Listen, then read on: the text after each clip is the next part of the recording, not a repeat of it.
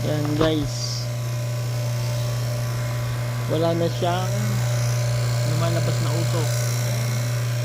Nagbabacuum na kami.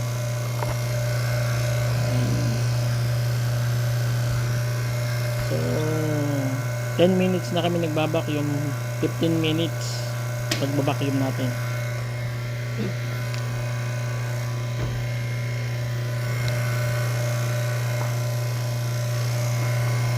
So negative 30 na ang pressure.